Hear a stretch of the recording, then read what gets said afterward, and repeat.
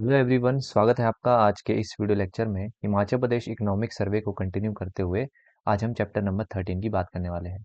और chapter number 13 में हम बात करते हैं एजुकेशन की। तो आज की इस वीडियो में हम एजुकेशन जो चैप्टर है इसके बारे में डिटेल में पढ़ने वाले हैं।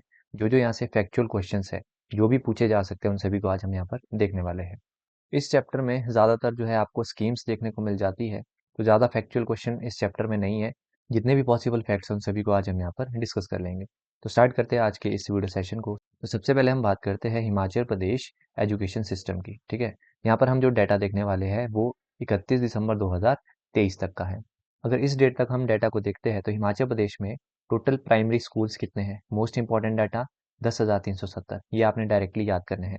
मिडिल स्कूल्स कितने हैं 1,850, हाई स्कूल्स कितने हैं 960 और सीनियर सेकेंडरी स्कूल्स कितने हैं 1,984। तो ये चार जो है मेनली आपको याद रखने हैं। इसके बाद अगर हम बात करते हैं कुछ एक डाटा की, जैसे हम लिटरेसी रेट की बात करते हैं एज पर सेंसिस 2011। तो 2011 सेंसिस के according literacy rate Himachal Pradesh का कितना है 82.80%। ठीक है, मोस्ट इंपॉर्टेंट डाटा याद रखना है।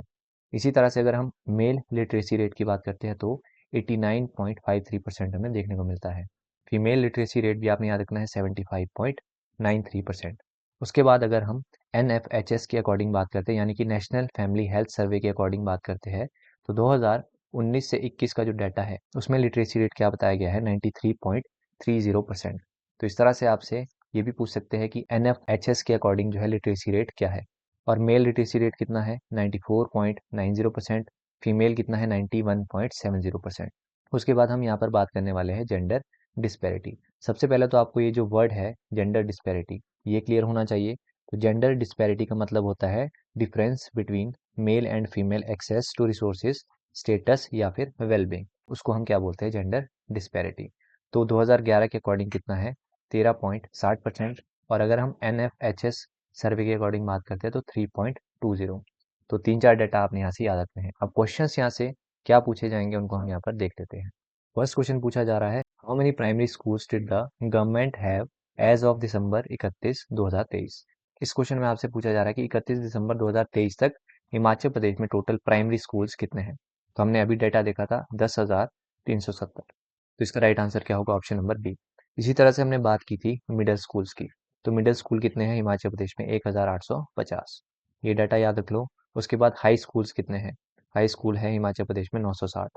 और उसके बाद अगर हम सीनियर सेकेंडरी स्कूल की बात करते हैं तो वो कितने हैं 1984। तो ये सारा डाटा आपने याद रखना है। उसके बाद हमने लिटरेसी रेट की बात की थी, इसको भी रिवाइज कर लेते हैं। लिटरेसी रेट कितना है एज ऑफ 2011 82.80%। ठीक है, इसमें भी मेल लिटरेसी रेट कितना है 89.53% और फीमेल लिटरेसी रेट कितना है 75.93%। तो ये सारा डाटा याद रखना है। और जेंडर डिस्पैरिटी की अगर हम बात करते हैं तो 2011 के अकॉर्डिंग 13.60% आपका जेंडर डिस्पैरिटी रेट हमें देखने को मिलता है। सेकंड क्वेश्चन की बात करते हैं, यहाँ पे पूछा गया है कि as of December 31 2023 Himachal Pradesh में मिडिल स्कूल्स कितने हैं। तो हमने डाटा देखा था 1,850। तो इसका राइट आंसर क्या होगा ऑप्शन नंबर डी।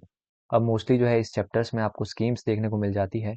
कुछ एक इंपॉर्टेंट जो स्कीम्स है वो मैंने यहाँ पर इंक्लूड कर दी है। अब ये जो स्कीम्स हम यहाँ पर डिस्कस करेंगे, इन स्कीम्स को डिस्कस करने के बाद भी आपके पास 30+ नॉर्मली स्कीम्स बच जाती है। इसके साथ ही आपके जो सेंटर ओरिएंटेड स्कीम्स रहती है वो अलग से हो जाती है। ठीक है, तो आप मान के चलो 50+ स्कीम्स आपको यहाँ पर देखने को मिल जाती है। और वो जो 50+ स्कीम्स है उसमें आप इतने कन्फ्यूज हो जाओगे, इसलिए मैंने उनको यहाँ पर इंक्लूड नहीं किया है। अब कुछ स्कीम्स में क्या फ़र्क होता है, कई स्कीम्स में सिर्फ कैटेगरी का फ़र्क देखने को मिलता है। कई स्कीम्स जो है वो 8 से लेकर 10th क्लास के बच्चों के लिए है। कई स्कीम्स आपके +2 लेवल के बच्चों के लिए, कई स्कीम आपके 10th के बच्चों के लिए है। ठीक है, तो इस तरह से कैटेगराइज करके जो है स्कीम्स दी गई है। और इतना फैक्चुअल डाटा आप याद नहीं रख पाओगे। ठीक है, तो अगर आपका एक क्वेश्चन यहाँ से आता भी है तो इतनी स्कीम्स पढ़ के आपका वो क्वेश्चन भी करेक्ट नहीं होगा। तो वो जो स्कीम्स है आप स्किप कर सकते हो, क्योंकि टाइम आपके पास कम है। तो इस एक नंबर के लिए आप इतना डाटा याद नहीं कर सकते, टू बी वेरी ऑनेस्ट। तो जितनी इंपॉर्टेंट स्कीम्स हैं उनको हम यहाँ पर देख लेते हैं। हाँ, अगर कोई पढ़ना चाहता है तो वो इकोनॉमिक सर्वे में वो जो स्कीम्स है उनको रीड कर सकता है। सबसे पहले हम बात करने वाले हैं डॉक्टर अंबेडकर मेधावी छात्रवृत्ति योजना।